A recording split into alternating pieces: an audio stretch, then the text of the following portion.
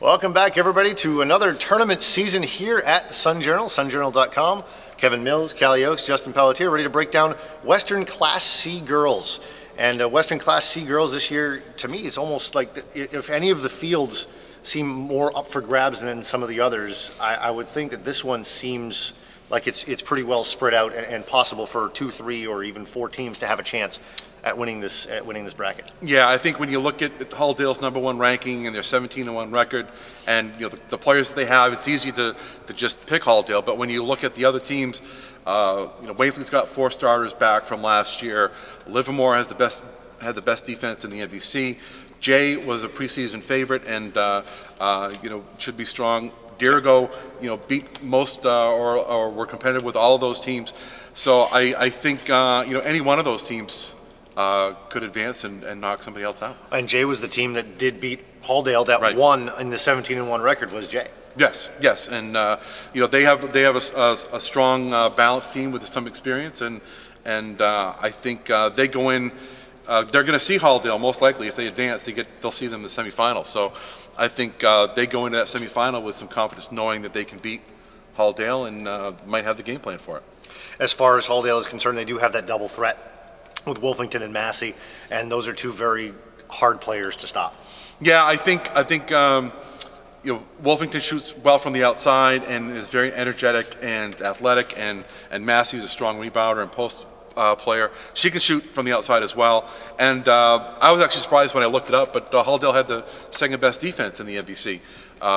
So they're going to be a strong team, and I think playing the MVC game at Augusta just gives them one more game on that court, gives them a little bit of experience. They won the MVC the last 2 years, so they're not going to be an easy team to take out.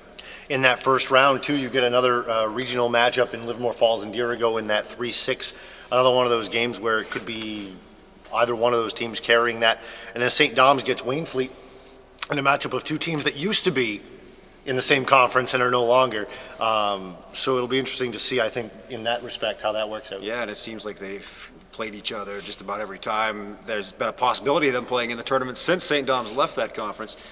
Livermore Falls, I like them as a dark horse. I just like the way they play defense, the way they're patient in the half-court game. They're well coached. They're not deep. They got to stay out of foul trouble, but they're certainly going to be a contender.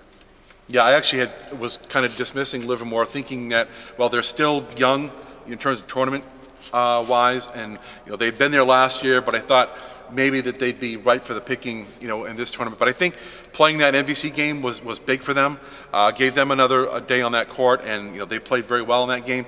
So I think they could be a force, and I've already started dreaming about the possibility of a Jay Livermore matchup in the final. Wow. I think that would be that would be pretty awesome.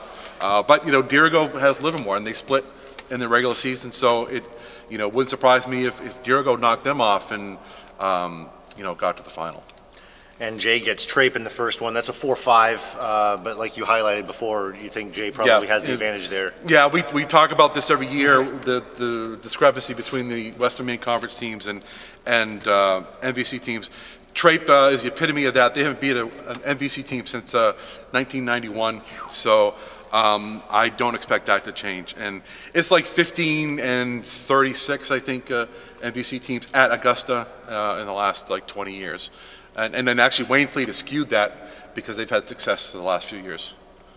Thank you, Kevin. Thank you, Kalle. Justin Pelletier, Kalle, Kevin Mills for sunjournal.com. For all your tournament needs, visit us at sunjournal.com/tourney11 here at the Sun Journal. Thank you all very much, and we'll see you at the courts.